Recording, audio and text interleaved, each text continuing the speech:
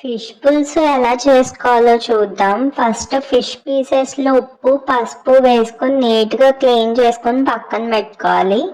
ఇంకో బౌల్ తీసుకుని fish pieces, ఉల్లిపాయ ముక్కలు, పచ్చిమిర్చి ముక్కలు, ఉప్పు, కారం, పసుపు అవన్నీ వేసుకుని నీట్గా హ్యాండ్తో మిక్స్ చేసుకోవాలి. ఈ స్పైసెస్ అన్ని ఫిష్ పీసెస్కి పట్టాలంటే చేత్తో మంచిగా కలుపుకోవాలండి.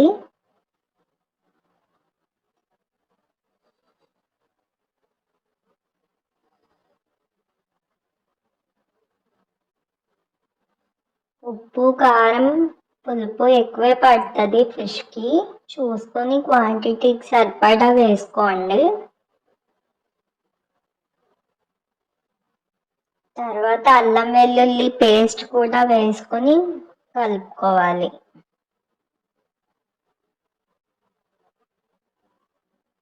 చింతపండు కూడా ఒక హాఫ్ అన్ అవర్ ముందే కడిగేసి వాటర్లో నానబెట్టుకోవాలి. అది ఇప్పుడు గుజ్జు తీసుకొని వేడిగా ఉంచుకోవాలి. ఇందులోనే కొత్తిమీర కాడలు వంటివి కూడా ఇప్పుడే వేసుకోవచ్చు. ఆకులు ఏమో లాస్ట్లో వేసుకోవచ్చు.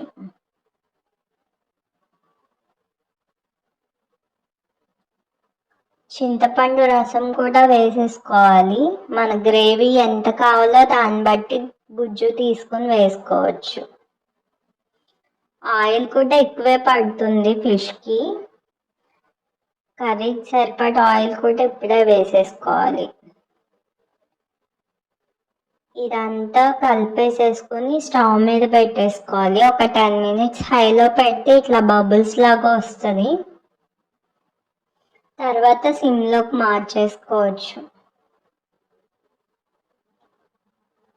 మధ్య మధ్యలో క్లాత్ పట్టుకొని వీడియోలో చూపించిన విధంగా తిప్పుతూ ఉండాలి, గరిట పెట్టకూడదు, లేదంటే ఫిష్ పీసెస్ బ్రేక్ అయిపోతాయి.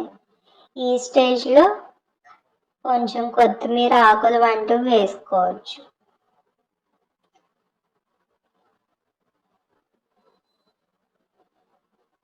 కొంచెం ఉప్పు కారం అన్నీ సరిపోయినాయో లేదో ఈ స్టేజ్లో చూసుకొని ఆయిల్ పైకి తేలేంత వరకు ఉంచుకొని స్టవ్ ఆఫ్ చేసేసుకోవచ్చు.